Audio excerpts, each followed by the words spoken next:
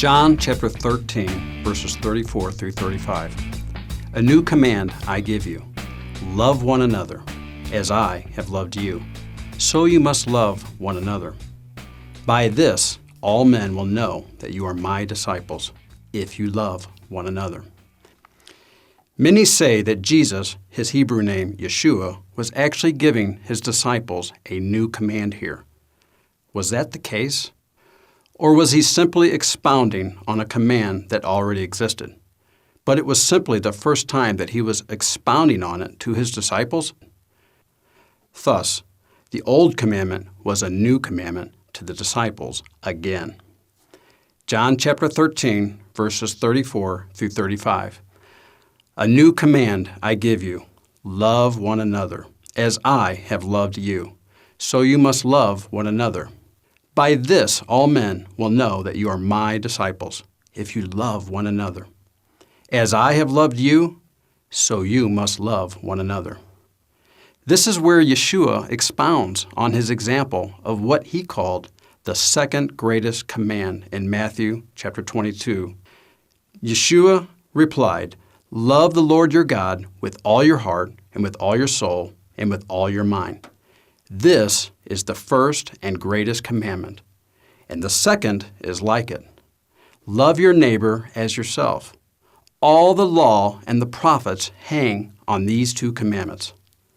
So where do we find this command in the Scriptures? Leviticus chapter 19, verse 18.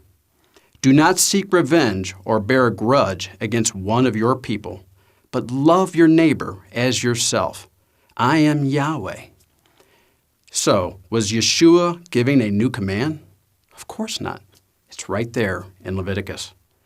If we say that Yeshua was giving a new command, then we are making him to be a sinner because that means he's adding to the Word of God. For the Word says, Deuteronomy chapter 4, verse 2, do not add to what I command you, and do not subtract from it, but keep the commands of Yahweh, your God, that I give you. Saying that Yeshua was giving a new command is declaring him a sinner, for he would have been adding something new. However, the command already existed in Leviticus. He was simply expounding on something for the first time to the disciples. A quick example would be this. Let's say you're a first grade teacher.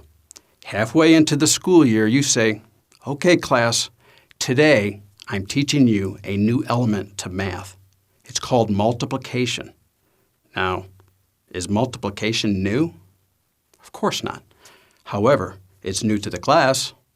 Likewise, Yeshua wasn't giving something new to his disciples. He was simply giving them an old lesson for the first time and showing them the example and how he lived it out for them. So then, is your Messiah a sinner or a great teacher of the eternal Word of God? Just a thought.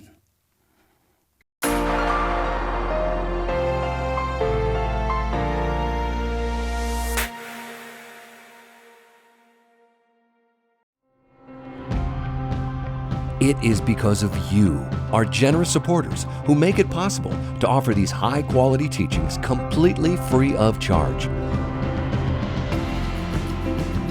If you feel led to support 119 Ministries so that we can continue this effort, please visit testeverything.net and click on the Support 119 tab.